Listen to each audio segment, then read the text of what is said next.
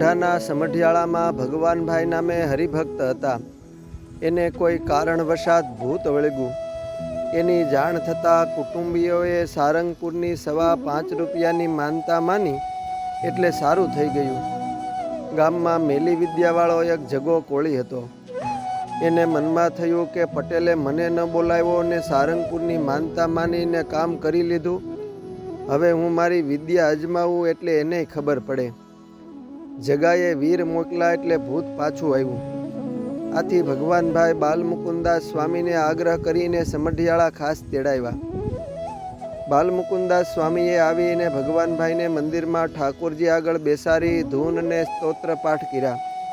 એટલે ભૂત કહે હું જાઉં છું એમ કહી ચાલ્યું ગયું ને સ્વામી ગાડામાં બેસીને બાજુના ગામ રૂગનાથપુર ખોડી પધાર્યા. એ જગા કોળીના મનમાં ઈર્ષા આવી. એથી એણે મનમાં વિચાર કર્યો, ભલે એના સાધુ ભૂતને કાઢીને ગયા પણ હું વીરને પાછા મોકલીશ. કોળીના વીર પટેલને ફરીને વળગા એટલે પાછી પીડા થવા લાગી. એ જાણી જગો કોળી ગામમાં બવડવા લાગ્યો. જોયું ને, હનુમાનજી કે સ્વામીના સાધુ ભૂતને કાઢી ન શક્યા. પટેલને જખ મારીને મારી પાસે આવવું જ પડશે.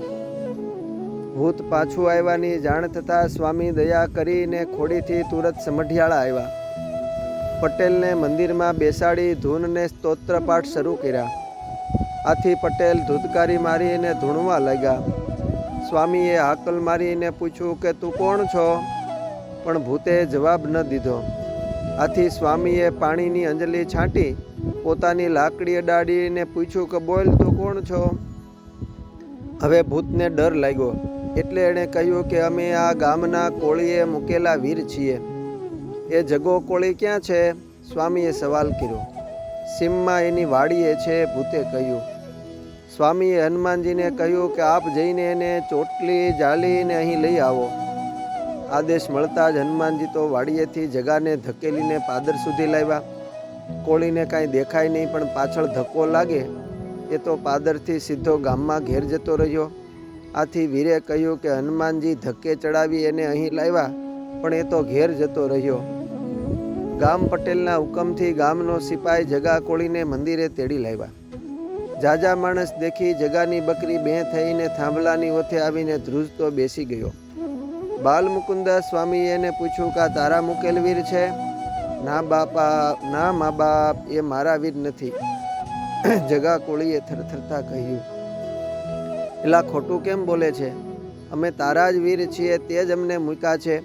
વીરે હાંકોટો મારીને કહ્યું, મારા હો તો આવતા રહો મારામાં.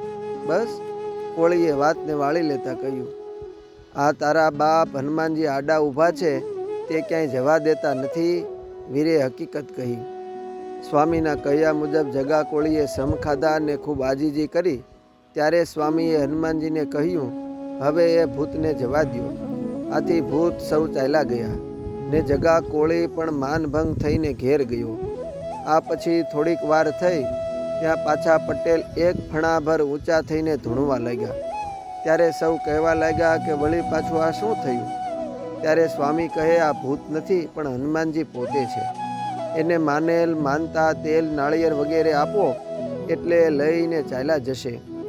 આ પછી સારંગપુર માનતા પહોંચાડવાનું કહીને હનુમાનજી વિદાય થયા.